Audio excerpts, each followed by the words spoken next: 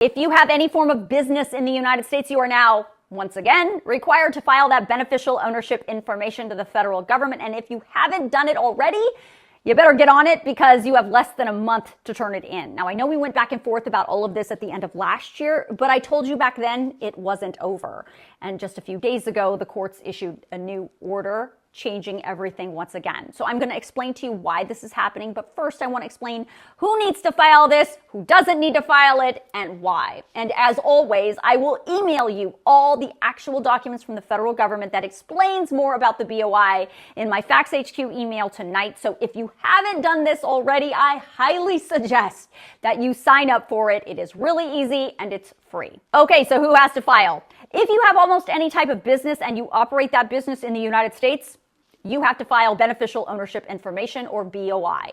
How do you know if your business qualifies? According to the Financial Crimes Enforcement Network, also known as FinCEN, if you had to file any type of paperwork with your Secretary of State or similar government agency to create whatever business entity you have, even if it's a nonprofit, the answer is yes. You have to file a BOI. If that is not clear enough for you, there is a yes-no chart provided by FinCEN that might be helpful to you. There are a few exceptions of businesses that do not have to file the BOI, including tax-exempt entities and inactive businesses, but only if you meet several criteria. If you were a member of the National Small Business Association prior to March 1st, 2024, you are also not required to file at this time. According to this new notice from the federal government, if your business qualifies, which most do, the deadline to file the BOI is March 21st, 2025, so less than a month from today.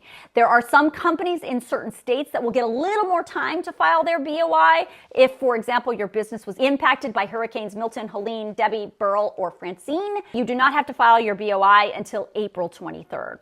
Now, if you already filed, don't worry about it. You do not need to file it again. You only need to file the BOI once unless you've made any changes to your business. But for everyone else, why do you have to file this BOI? Well, back in 2021, both Democrats and Republicans passed the Corporate Transparency Act.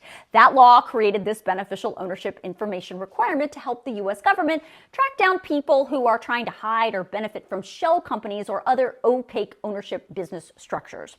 BOI information includes identifying information about the individuals who directly or indirectly own or control a company. So how do you determine who that is? Well, for most small businesses, it's going to be pretty obvious. But for bigger companies, FinCEN says the name included in the BOI will be the individual who either directly or indirectly exercises substantial control over the reporting company, or the person who owns or controls at least 25% of the reporting company's ownership interests. The reporting company will have to report the company's legal name, any type of DBA or doing business as, current street address of the principal place of business, the jurisdiction where the company was formed or registered, and its taxpayer identification number. Then you will also have to report the beneficial owner's name, birthday, residential address, and uploaded image of that person's passport or driver's license. The deadline for existing businesses to file the BOI was supposed to be January 1st, 2025, but that was put on hold because for more than a year, businesses across the country have been fighting in federal courts, saying this BOI requirement is unconstitutional and saying Congress cannot pass a law like this. And for a while,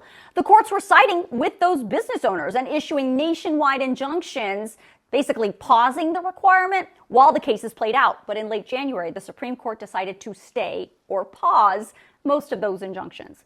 That means the justices acknowledged that the cases are still ongoing, but they didn't believe that pausing your requirement to file the BOI was necessary. So 1 week ago, at the request of the Trump administration, a federal judge in Texas who initially ordered the nationwide injunction lifted his order, and that's how we got back to the federal government requirement to file the BOI by next month. Now, there was one new piece to this BOI reporting requirement that we haven't seen before, and that is now under the Trump administration, which is, as you know, all about cutting down on government regulation, especially for business. The Treasury Department is saying it's now assessing its options and intends to initiate a process this year to revise the BOI reporting rule to reduce burden for low-risk entities, including many U.S. small businesses. Important to know, they did not say that you don't have to file.